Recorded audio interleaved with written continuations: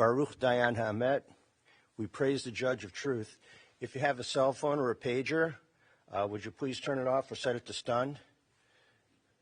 In my parents' generation, it would go off. They'd hear it after about 10, 15 seconds. I don't know about Florence. I don't know how her hearing was. I know her mind was very sharp, but people don't know you're here. They're calling you.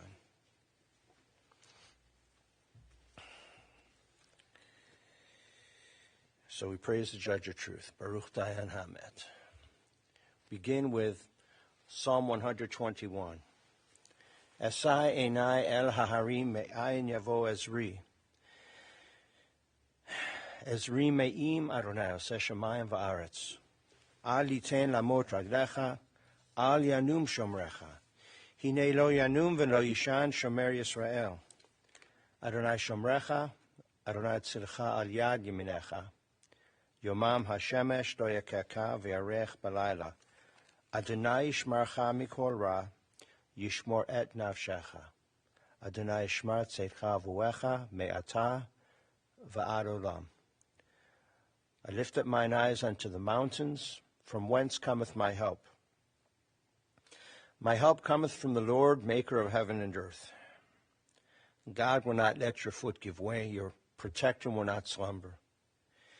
See, the protector of Israel neither slumbers nor sleeps. God is your guardian. He is your protection at your right hand. The sun will not strike thee by day, nor the moon by night.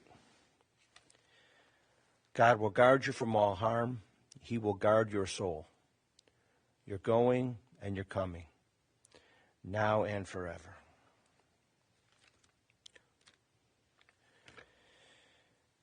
So death has taken our beloved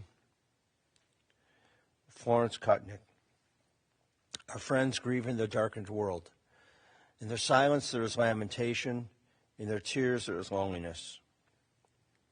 Lost in their sorrow, may they find the presence of loving friends. Hear them, O God, and be with them. For Florence's love that united so many people in life through these many, many decades, and which death cannot sever. For her companionship that was shared along life's path, and which continues through the tenderness of memory. For the gifts of her heart and her mind, which brought joy and brought happiness, and is now a precious remembrance. For all of these and more, we give our thanks to God. It is a time of grief. It is a time of sadness.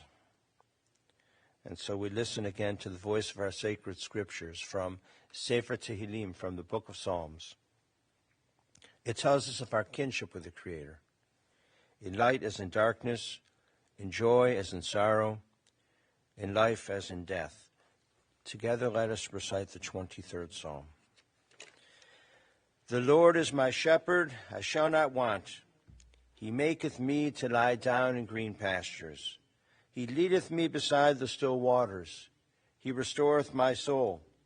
He guideth me in straight paths for his name's sake. Yea, though I walk through the valley of the shadow of death, I will fear no evil, for thou art with me. Thy rod and thy staff, they comfort me. Thou preparest a table before me in the presence of mine enemies. Thou hast anointed my head with oil. My cup runneth over. Surely goodness and mercy shall follow me all the days of my life, and I shall dwell in the house of the Lord forever. To speak about our dear Florence, we call forward her grandson, Ryan, and grandson, Adam, to be followed by son, Bruce.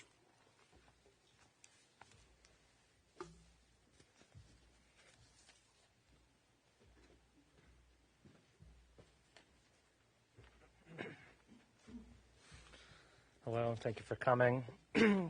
I just wanted to say a few words about Grandma Flo, share a few happy memories. Early on, I remember riding my bike over to her house. She lived only a few miles away. And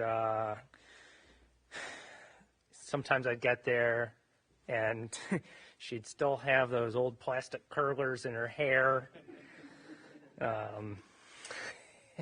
And I thought, you knew I was coming. How come you're not ready? Sometimes I would stay the night, have a sleepover, and her bathroom is the weirdest thing. I had never seen this any other house. There was like a little drinking fountain built into the sink, and it was also one of those where you had to press really hard to get the water to flow, and when it did, it would just shoot way over the sink. Also, at night, the floors would creak, and that was kind of scary for me. I remember you'd go up to the second floor, and then there was a long stairwell up to the attic. And, a little kid would go up there during the day, of course, and just kind of root around and see, is there anything interesting here, anything old and unique? There was nothing of interest up there, just old clothes and who knows what. But there was also one area off to the side, there was like a hole in the floor. And I'd look down.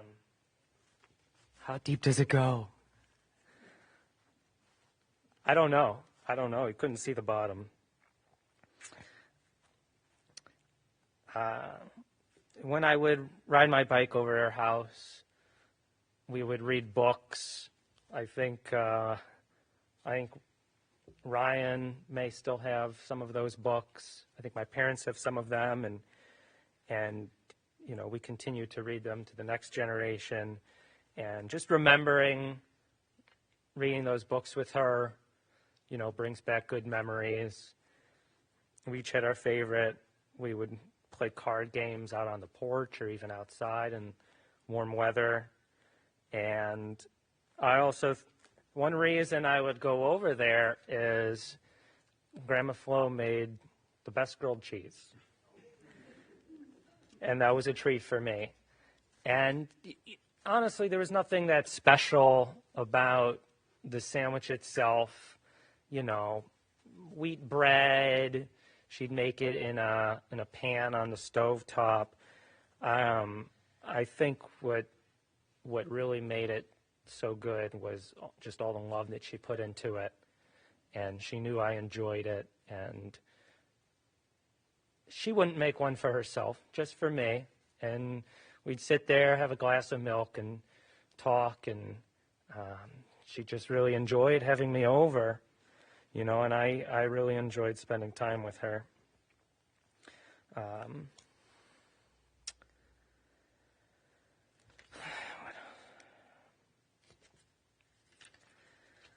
So this is actually something I think Drew had mentioned earlier, is she was a widow for most of our lives. Her husband, Papa Nate, died when I was only about 5. So she had to go on for about 26, 27-ish years after Papa Nate passed away. I know she missed him dearly, and it's very comforting at this moment to know that she'll be returning to his side, for the rest of time now.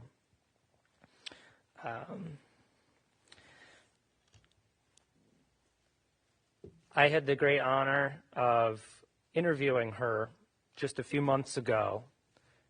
We were so lucky to be able to do this while she was still of sound body and sound mind. If you haven't seen it yet, I recommend you take a look. It's a very loving tribute to her. It's available on my dad's website. And this interview almost didn't happen. We had scheduled it. I think I had started talking about doing it right around the time the pandemic started. And so with that going on, we had to basically postpone indefinitely. And finally, there was a day There was a day when, yeah,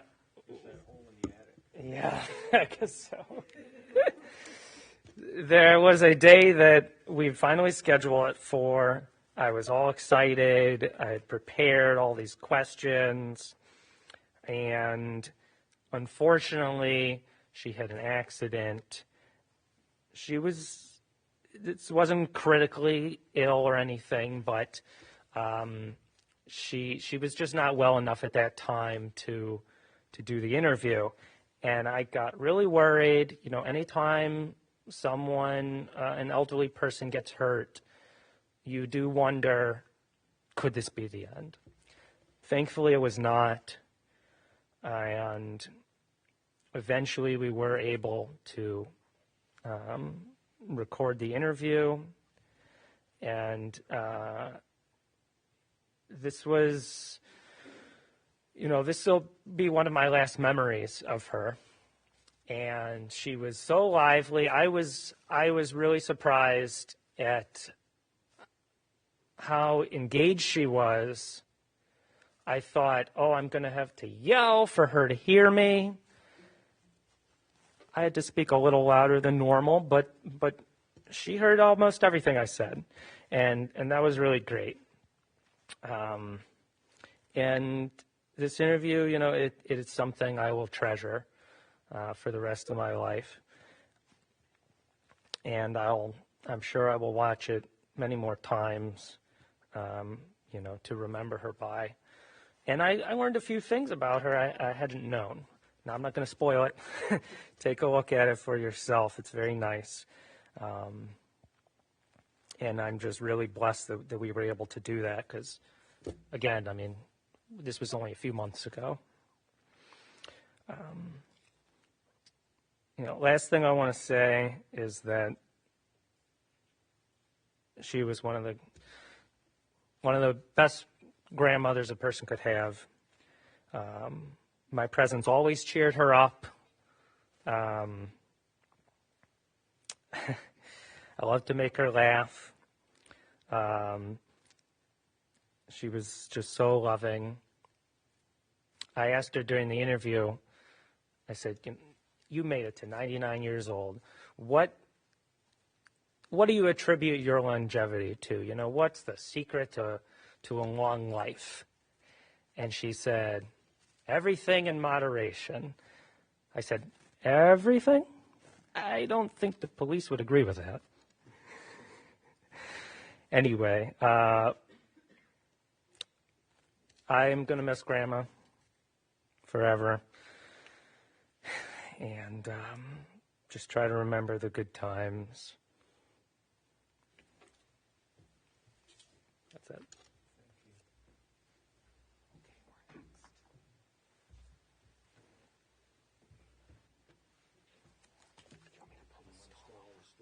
Yeah, that's a great idea. Excuse me. Here, let's move this. It's right there.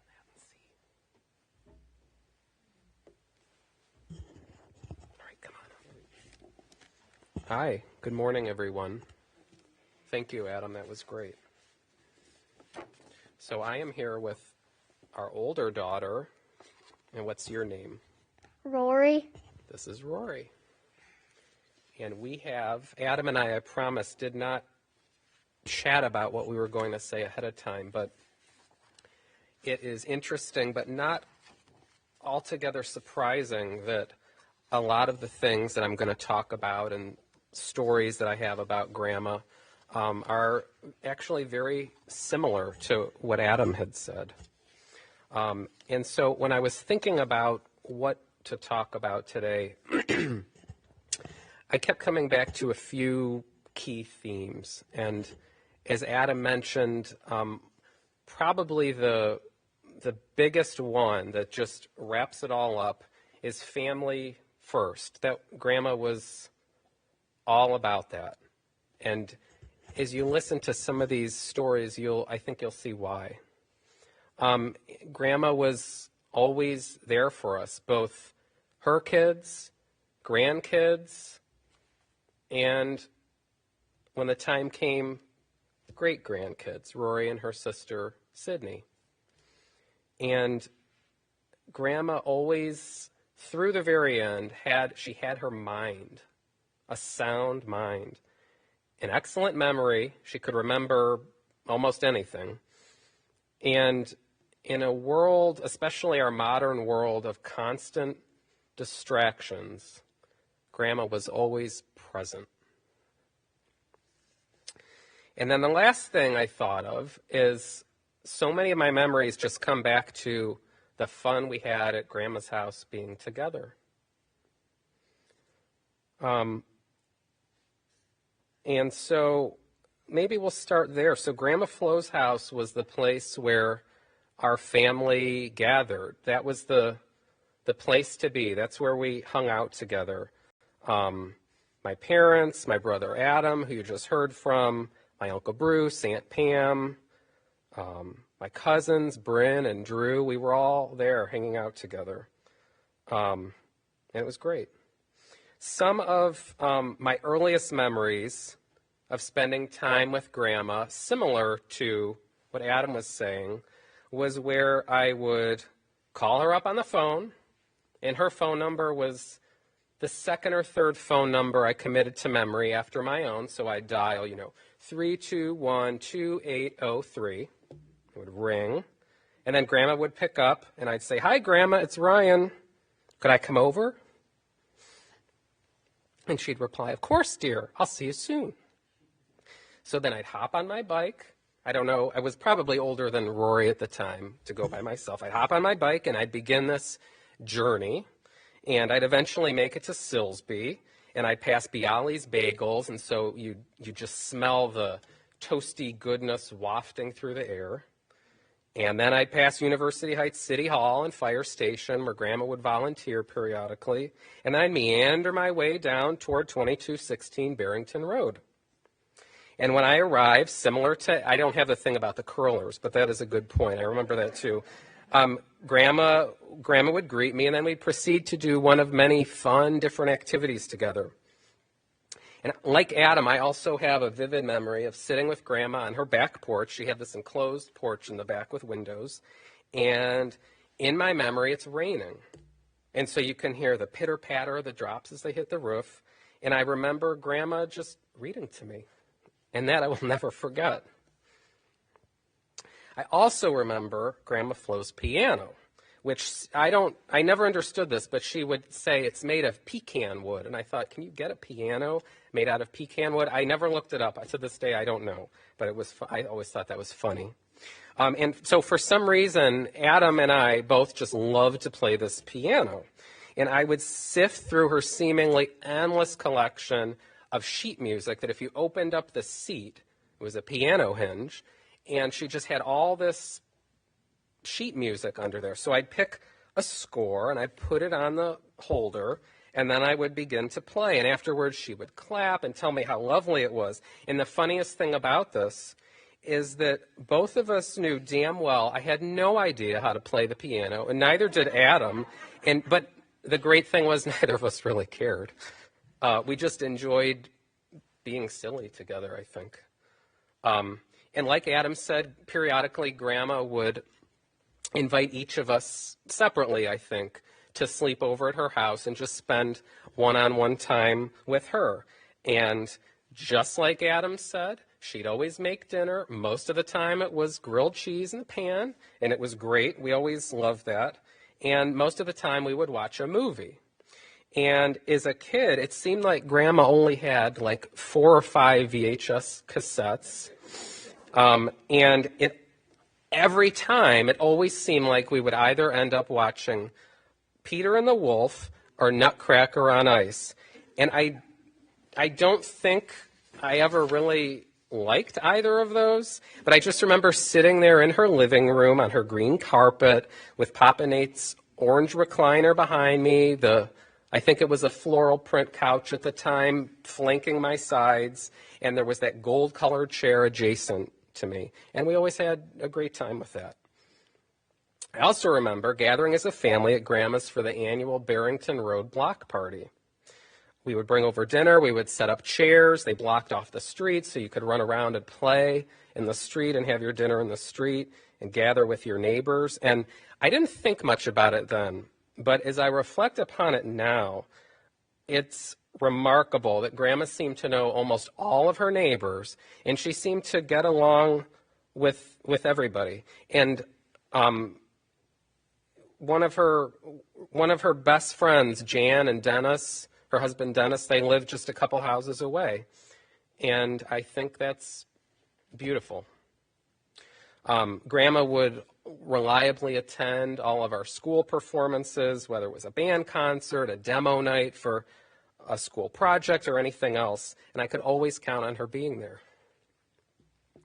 And when my wife, Kate, and I moved back to Cleveland from Connecticut, Grandma was kind enough to give us her neutron blue colored Chevy Cavalier. That was what the manufacturer called that color. And she would tell the story that people would approach her in parking lots offering to purchase this vehicle from her. So just real quick about the specs of this vehicle. This vehicle had manual windows, manual locks, and no air conditioning. This was a 95. And my wife, Kate, told me that one summer day, it was so hot without the air conditioning, she felt like she needed a spatula to just peel herself off the seat. But it was a great car, and it was exactly what we needed at that time. Grandma sensed this, and she jumped at the opportunity to help us out. And then finally, we'll just talk a little bit about great-grandchildren, so Rory and her sister, Sydney. So in recent years, it's a little while ago now, but we would go out to dinner with her just about every Sunday. And then we moved it to about monthly. When she was in Beechwood Commons, we would bring over a dinner and have dinner in one of the rooms there with her. And one of the things she seemed to enjoy most about these get-togethers was seeing our two girls, her great-grandchildren. And another funny story is over about the last year, I would say, 12 to 18 months, Grandma would periodically butt dial me on her cell phone. And if you're not familiar with that term, Google it later or ask your neighbor. And at that point, Grandma's hearing, especially if she wasn't wearing her hearing aids, was starting to fade a little bit. So she would really only tolerate like 30 to 60 seconds of a telephone call.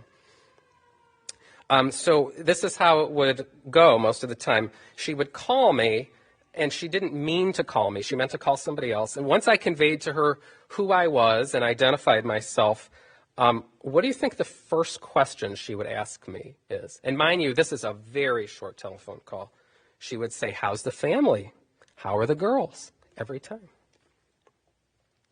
And then at Grandma's last birthday party in October, Rory over here made her a big card and an art project, and Grandma was just over the moon about it. And Rory decided to make some art for today. I didn't decide it. I asked you if you wanted to do it. And this is what it looks like. Do you want to say what it is? No? This is Rory, and this is Grandma Flo. And if you would like to see it later, we're happy to show it to you. Okay, we're almost done. February 19th was our last visit with Grandma Flo. I knelt by her bedside, I held her hand, but as soon as Grandma heard them, she mustered what little strength she had left, opened her eyes as best as she could, and asked me one final time, "Are the girls here? Bring them over." Like I said, our family was always Grandma's number one priority, and she had her mind through the very end. And she seemed like all who knew her adored her, even people she had only met a single time. And I was thinking about this the other day, I was fortunate enough to spend time with Grandma for over 1/3 of my life. And for that, I'll be eternally grateful. We love you, Grandma.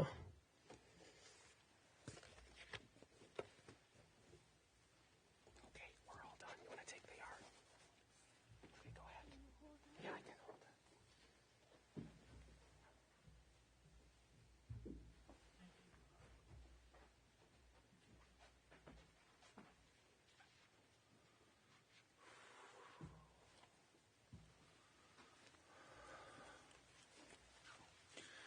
You know, you're never really prepared for this moment. Never. I want to thank you guys. That was awesome. I have no other way to describe it. Thank you for all those memories of Barrington Road. You know, your grandmother never forgave me for dropping that bottle of Absorbing Junior down the toilet when I was 13. And also, I don't think you guys would have slept over quite as much if you had her salmon patties as opposed to her grilled cheese. I could pretty much guarantee you that. But like I said, this is a day you know that comes, but you never want it to arrive. But I wrote down just a few things that I'd like to share with you. When I started to write down my thoughts about what I wanted to say, I realized I'm starting with a blank canvas. You know, you open up Microsoft Word, it's a blank canvas in front of you. A blank canvas is exactly what we begin our lives with, and we can pretty much draw on that canvas what we want our lives to be. But how do we go about this? We aren't born ready to do this. It takes the love, patience, and nurturing and understanding that only a mother can provide. And I was so grateful to have that mother. I am so grateful that Florence Kutnick was my mom, our mom. She was always there for me during the good times as well as the bad. She was a friend to me when I was a lonely child, a comforter when I was frightened, and a healer when I was in pain. The name Bruce in Hebrew is Baruch, which roughly translates to blessed or blessed. I left Cleveland area a very long time ago, more than I'd really like to admit. In the ensuing years, I've probably made 150, maybe 200 trips back to Cleveland. As the years passed, on each visit, I would quietly ask myself, could this be the last time we'll be together? While these thoughts made me sad and melancholy, it also made me very appreciative of the time we would spend together. My brother and I have truly been blessed by having our mother with us for such a long, long time. So long, in fact, as a family, we recently got to celebrate her 99th birthday just a few months back. The smile on her face that day said everything, as she relished in the time being together as one family, particularly with the grandchildren and great-grandchildren around. She loved that. She adored it. That was her day. Just the other day, whilst knowing Mom's time with us was coming to an end, I shared a post about an elderly woman leaving her home for the last time, headed to the hospice facility. She asked the cab driver to take the roundabout way so that she could see, one last time, the places that gave her so much joy and provided so much meaning in her life. This story ends with the cab driver holding her hand as she is wheeled into the hospice facility in the dim morning light. As the orderlies wheeled her away, the door shut. It was the sound of the closing of a life. Mom, as I say goodbye, I want you to know that I am and will always be the cab driver at your side. I love you.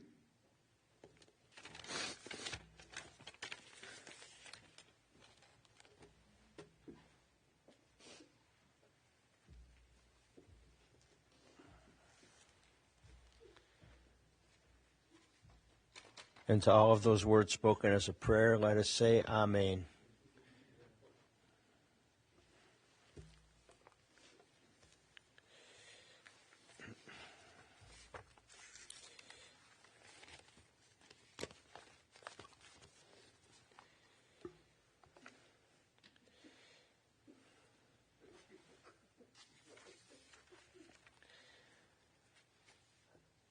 I think that at the Shiva household, somebody should make some grilled cheese sandwiches. I mean, doesn't have to be cast iron skillet, right? Probably Teflon, right? One or the other. So we gather this morning to fulfill the solemn obligation of paying our respects to the memory of our dearly departed Florence Kutnick. This is a great picture. Absolutely beautiful picture. And in the video, she looked great. so when people get a chance to look at it. So when a person lives to almost 100 years old, the blessings to be recounted and the lessons to be told are legion. And thank God Florence or Flossie or Flo not only could remember her nicknames, she could remember the names of everyone in your family, whether it was her immediate family or her daughters-in-law or other people's relatives. As the family we spoke on Sunday afternoon, it was, she could, Melanie's family, Melanie's family's family, these other relatives, just incredible. She was sharp as a tack, and she was also very kind. She was sharp until the very, very end. And so this is a comfort and a support to the sorrowing family. She was vivacious. She was lively. As the family reminisced about her on Sunday, a teaching from the Talmud came to my mind. This is a favorite teaching. It's from Tractate Yoma, which speaks about Yom Kippur.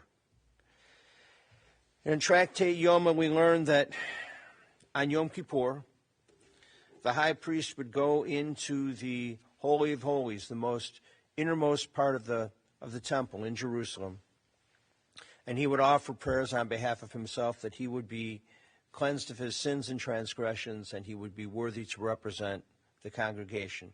Then he would offer prayers on behalf of his family, that they would be cleansed of their sins and their transgressions. And then he offered prayers on behalf of the whole Israelite community, the whole people, that they would be cleansed of their sins and their transgressions. And then the Talmud tells us that after he did this, he would read a brief section from the Torah.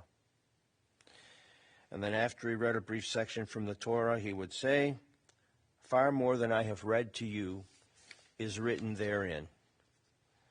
And so it is today. Far more than you can say, far more than I can say, far more than any of us can say, is your dearly departed Flo Kutnick.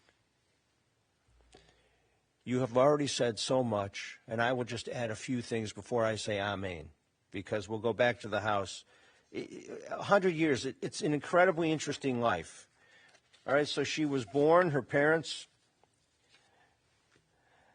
Malvina and William Peist. Now, her dad, William, died when Flo was just an infant, so she never knew him. And then Malvina marries a man named Israel Sass, and he was her father for all of the rest of those years, really. And he was a good man, and he and Malvina did a wonderful job raising this girl who must have been an incredibly precocious girl growing up. I mean, when she graduated from high school and college, she became a stenographer, and she went to secretarial school. She did some incredible things, but more to that in a second. Her siblings, Milt, Bee, Flo, and Lillian, all of them are of blessed memory. And we want to remember for certain Lillian's husband, Maury, who's still with us. We offer our condolences to him as well. She and Nathan were married October 28th, 1951, and they were married 44 years at the time of his death in 1995. It was a loving and devoted marriage. They took good care of one another. 2 children, 4 grandchildren, and 3 great-grandchildren. I'll try to mention everybody, and when I make a mistake, please call it out. Rich and Bruce. Rich married to Melanie. Bruce married to Pam. Grandchildren, Ryan, Adam, Drew, and Bryn. Ryan married to Kate. And the great-grandchildren, Rory, whose Hebrew name is Chana, which means gracious, and Sydney, to be determined her Hebrew name, but it's coming right up soon.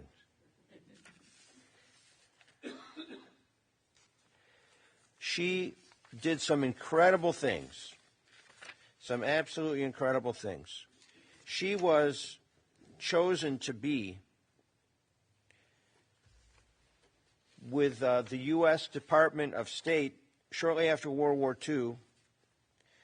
She went over to be a secretary and a stenographer at the Nuremberg war trials.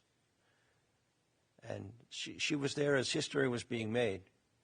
And it's incredible to think that your mother was over there helping the attorneys prepare their cases against the Nazis.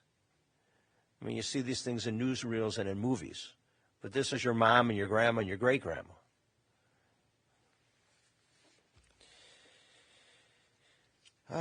She had a tremendous personality. She was just a lovely, wonderful person, and as I said, just sharp as a tack. And finally, when she breathed her last, it gives us the opportunity to think deeply about the meaning of life.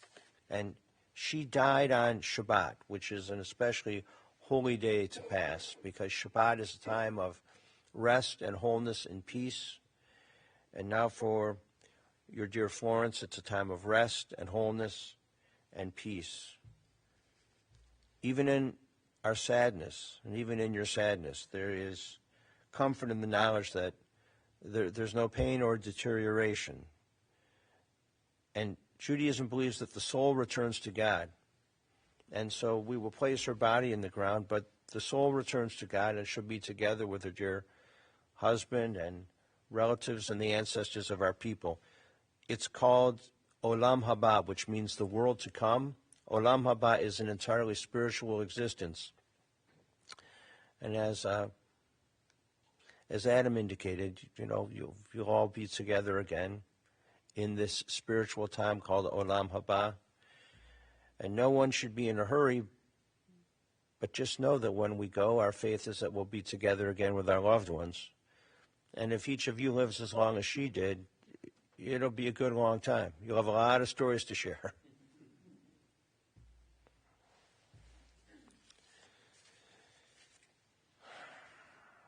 We're sending along a well-prayed from Haggadah with her in the casket, because not only is it a mitzvah to escort the body of your loved one to its final resting place, but also holy books of our tradition.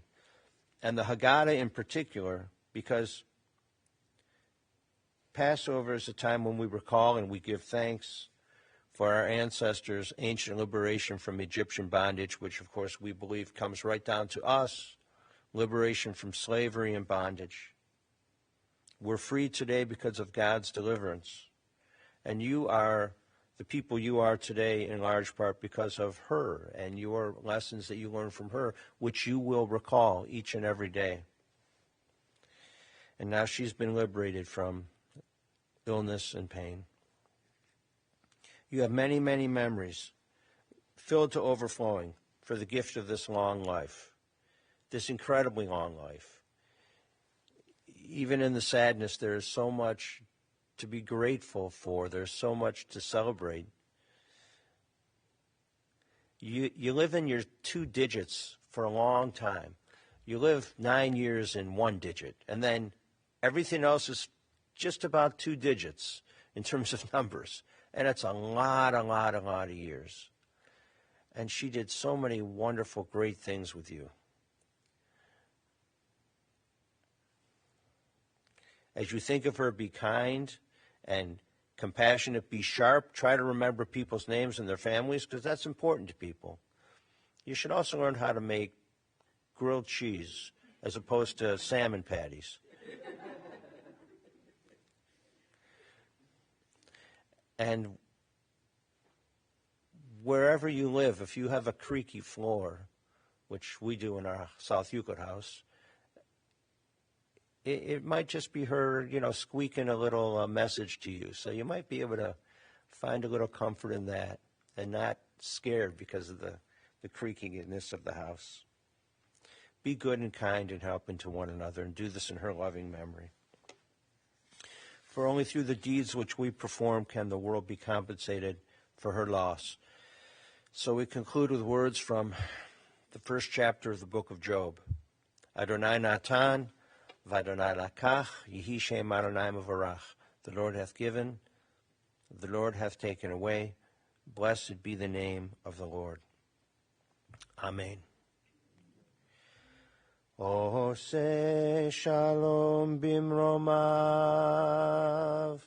hu ya'ase shalom aleinu, ve'al kol Yisrael, ve'imru, yimru, amen. Ya'ase shalom, Ya'ase shalom, Shalom aleinu ve'al kol Yisrael.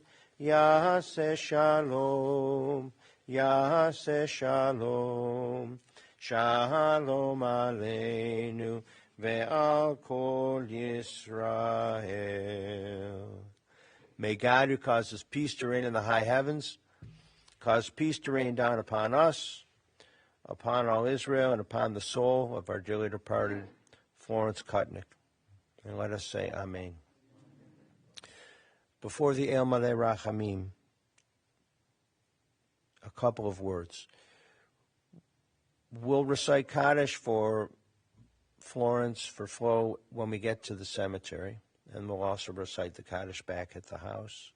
She'll be in our Kaddish list for the next 30 days, and I'll recite Kaddish for her every day, whether I'm here or in some other place. But also know that every Friday night at 7:30 we have our services, and she'll be on the Kaddish list for a month.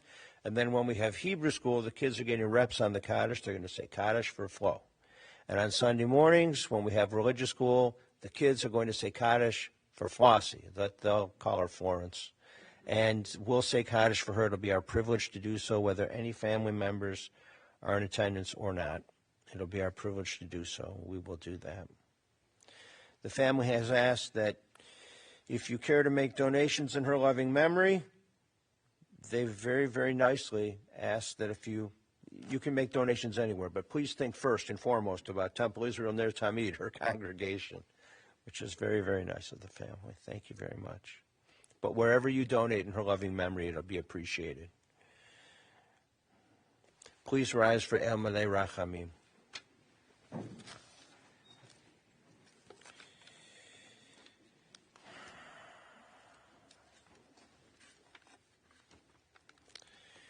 Into your care, O God, we entrust the spirit of our dear Florence Kutnick.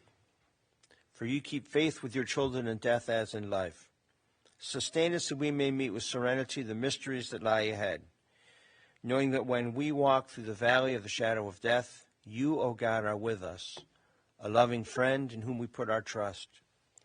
You are the light of our life, our hope in eternity. El Maleh Rachamim, Shochen Pamromim, Hametzem Menucha Nechona, Tachat Kanfei Hashchina, Im Kedoshim Utohorim, Gezohar Harakia Masirim,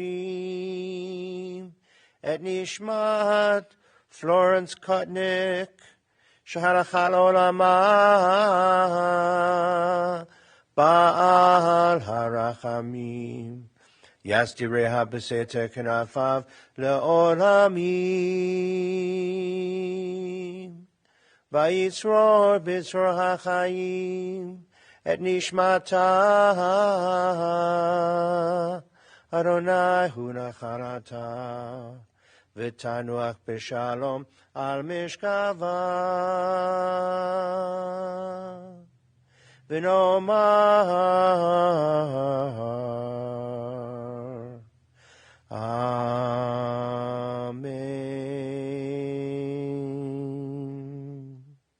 Compassionate God, eternal Spirit of the universe, grant perfect rest in your sheltering presence to our dear Florence Kutnick.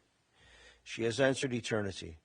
O God of mercy, let her find refuge in the shadow of your wings, and let her soul be bound up in the bond of eternal life. God is her inheritance. May she rest in peace. And let us say, Amen. In a moment, the funeral directors will come in to give us instructions to go in procession to the cemetery.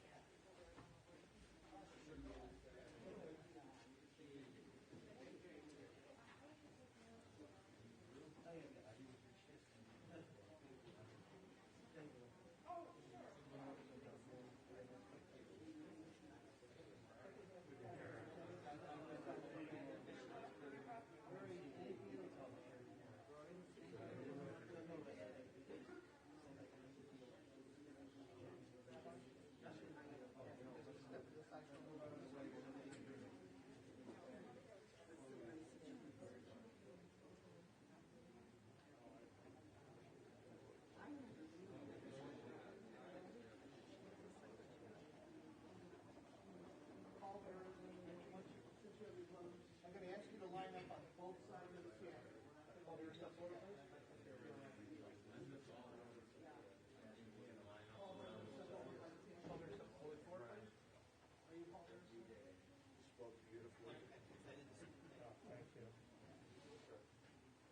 much more. Oh, of course. Of course there was. So you'd be at the Shiva and you'd tell stories about her. Yeah. You show video.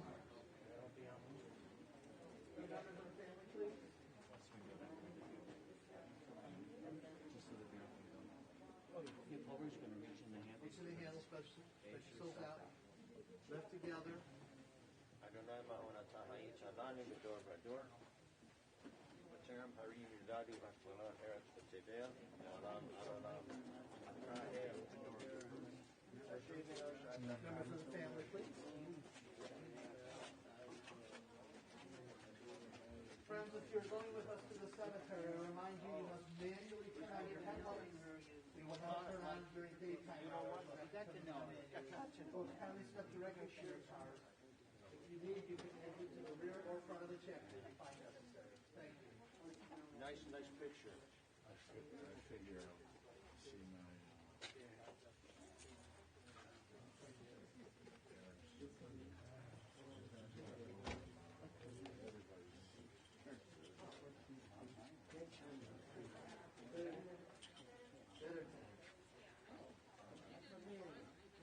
Larry didn't come today. Oh, yes, he was here. That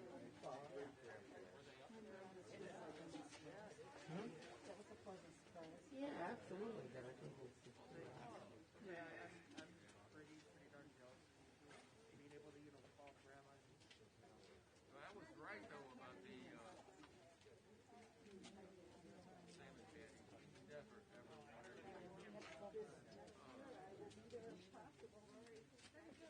She said, oh, you're dead.